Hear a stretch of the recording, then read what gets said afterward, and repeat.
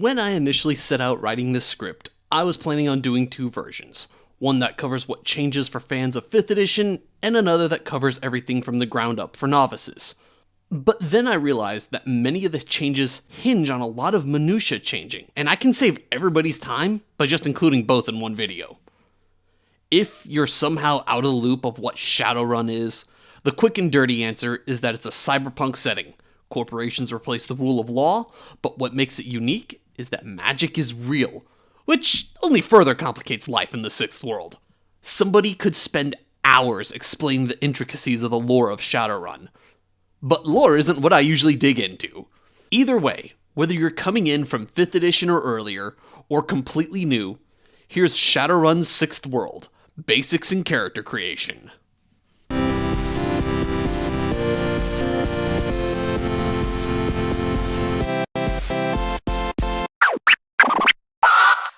Shadowrun Sixth World uses a dice pool system of 6-sided dice, where every 5 and 6 counts as a hit.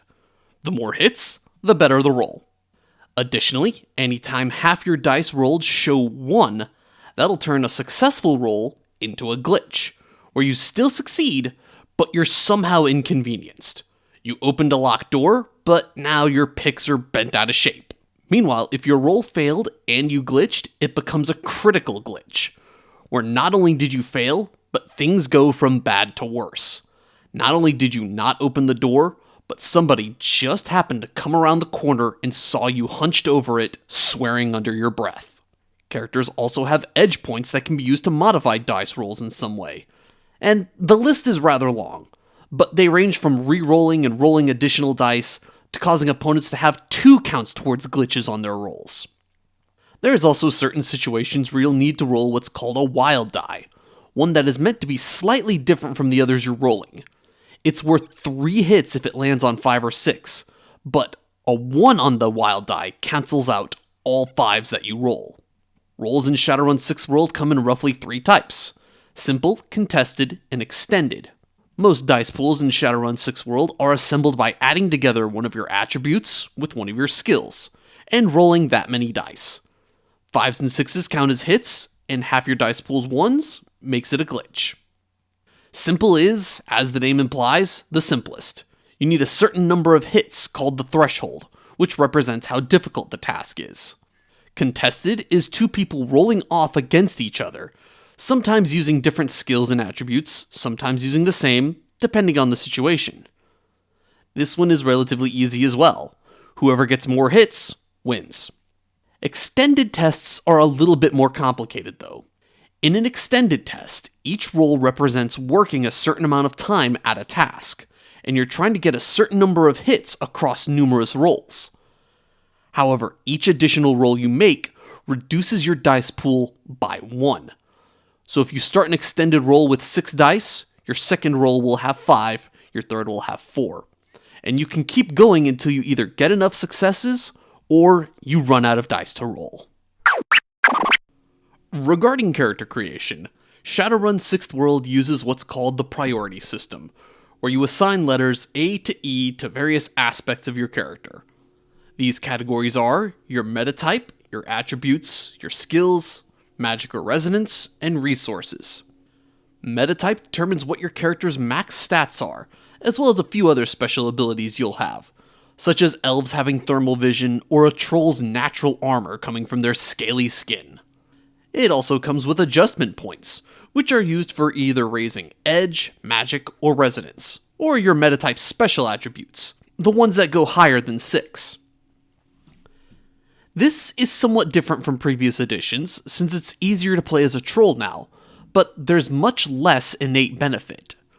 Your adjustment points are used to raise your body and strength if you so choose as a troll, contrast to previous editions, which didn't use adjustment points. You just started with higher strength and body. The attributes priority simply determines how many points you have for raising attributes, and these are used for all your attributes, not just your ones that have a max higher than 6. These attributes, for your reference, are body, agility, reflexes, and strength for physical, with body being how tough you are and your endurance, agility being your ability to move quickly and accurately, reflexes being your ability to react quickly and change course if needed, and strength is your power to physically manipulate the world around you. Your mental attributes are willpower, logic, intuition, and charisma.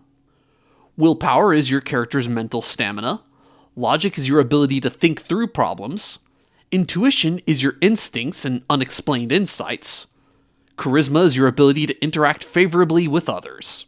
Skills priority is the same idea, but for the things your character has learned how to do. In previous editions, this would also come with skill group points, which were counted separately and improved many skills at once.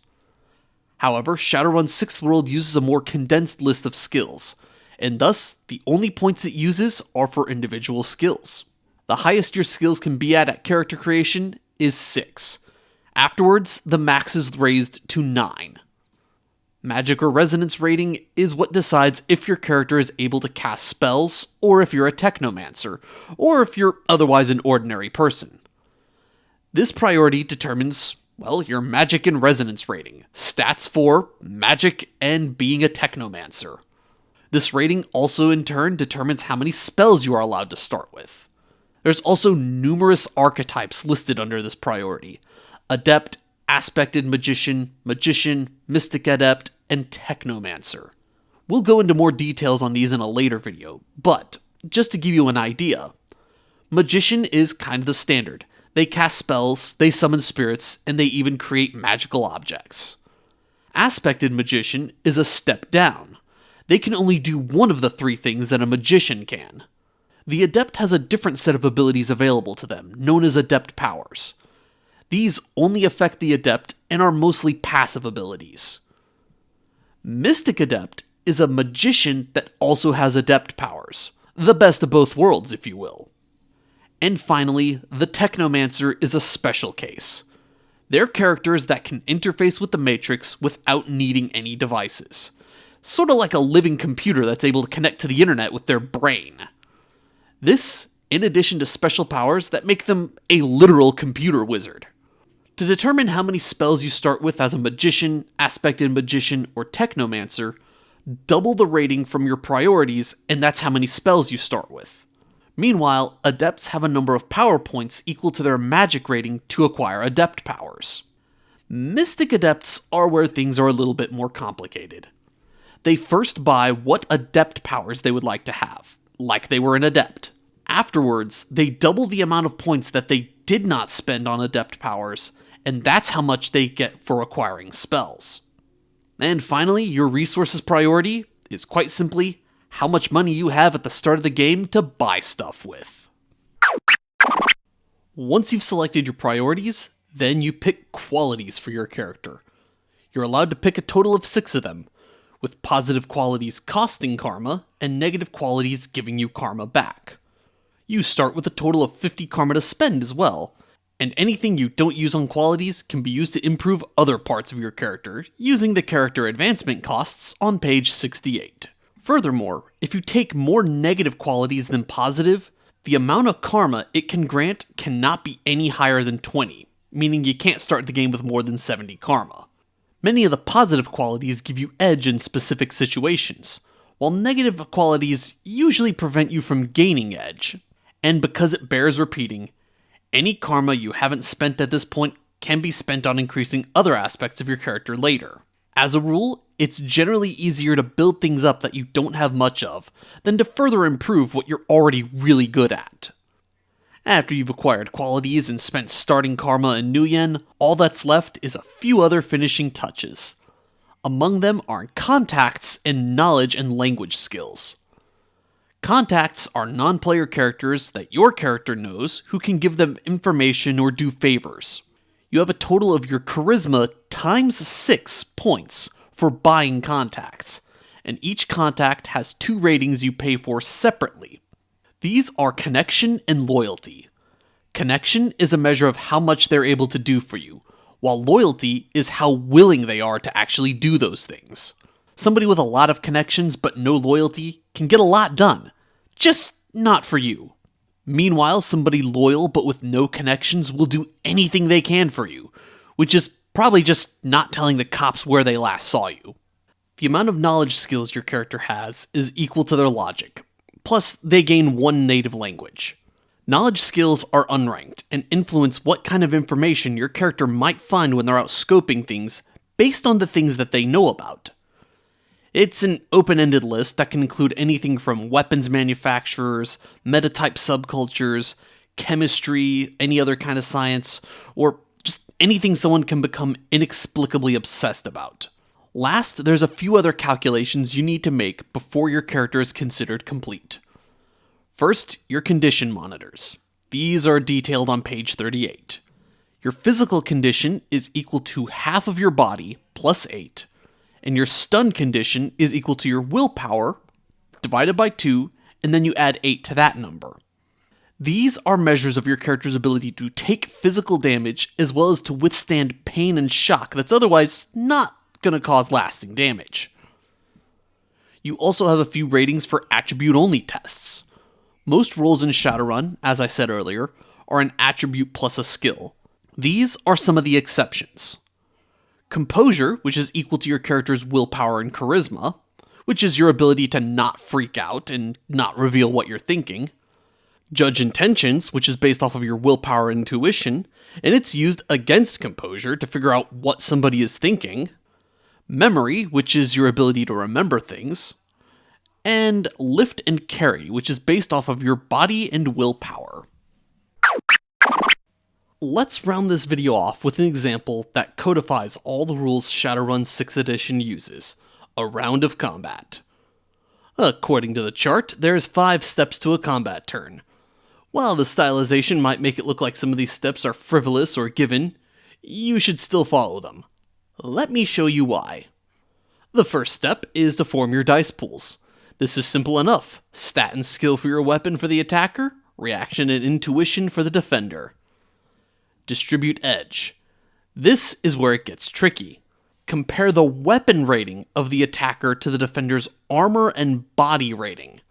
Whomever has higher gets 1 point of edge. Also consider the conditions of the battle that they're in.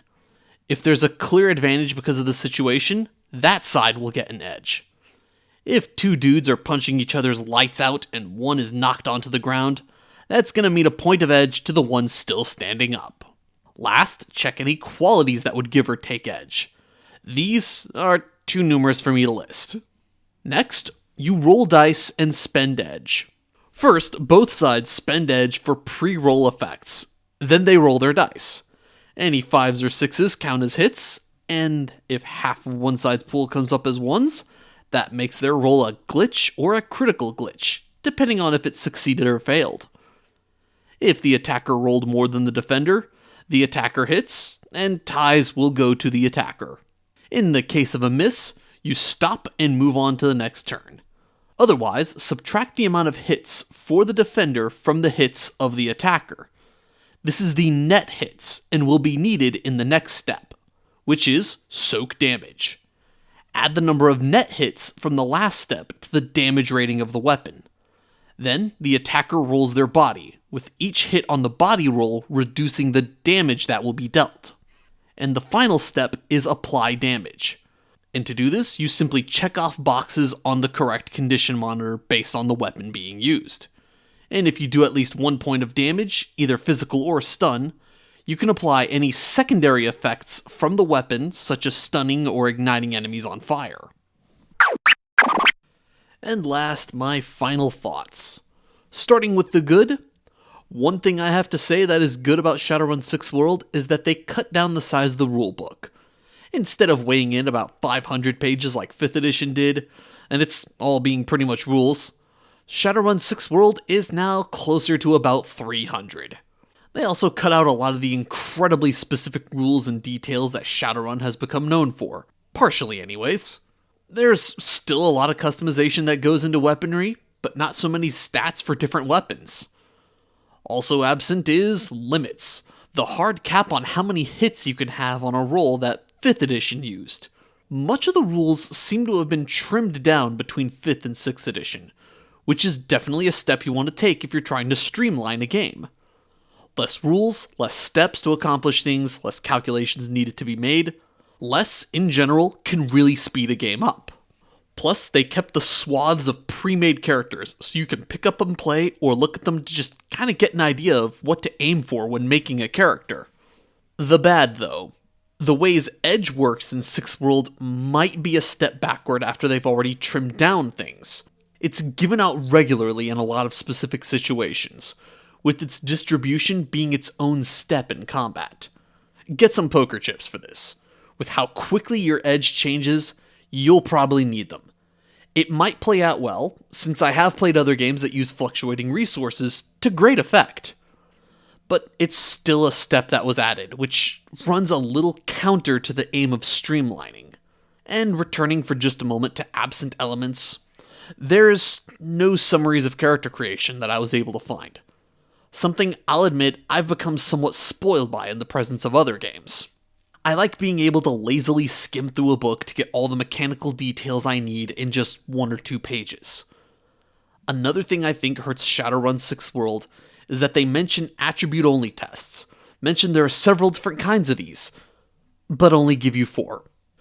This was something they could have possibly added more to demonstrate how the game can be improvised. Consider this chart from the game Ryutama. It's not an exhaustive list of everything you can use the attribute tests for, but it gives enough examples that we can extrapolate how they might be combined for numerous other situations. A short list like this works in Ryutama because Ryutama only has 4 attributes. In Shadowrun Sixth World, we've only got 4 examples, a total of 8 attributes, and 3 of them call for the same stat, willpower, as half of their equation. The last thing I'll say that I don't like about this edition of Shadowrun is the visual style, but aesthetics don't always make or break a game for me, and anybody familiar enough with me knows I have a very specific style. And finally, just some neutral comments. I noticed there was some codified status effects that they introduced in Sixth World, and all throughout it, I couldn't help but think I was reading something that was trying to be similar to, but still distinctly different from Dungeons & Dragons 5th edition. Which I feel makes this new edition lose some of what made Shadowrun, well, Shadowrun. But I've seen a lot of games that have changed editions over the years. Regardless of whether you like the changes a game has to its mechanics or lore or whatever else, you'll never be able to consistently convince everybody to agree with you about the nature of the changes.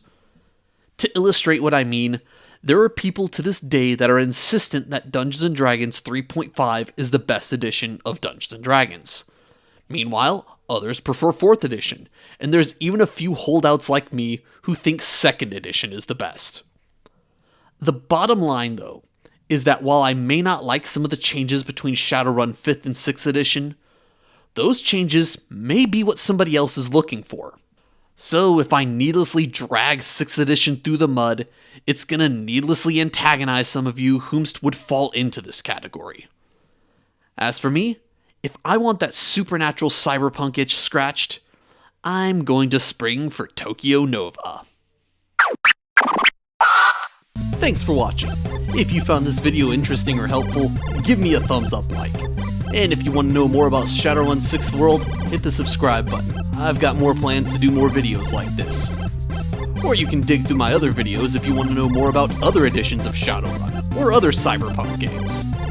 So, with all that said, I am Aaron der Schädel, and I will see you all next time.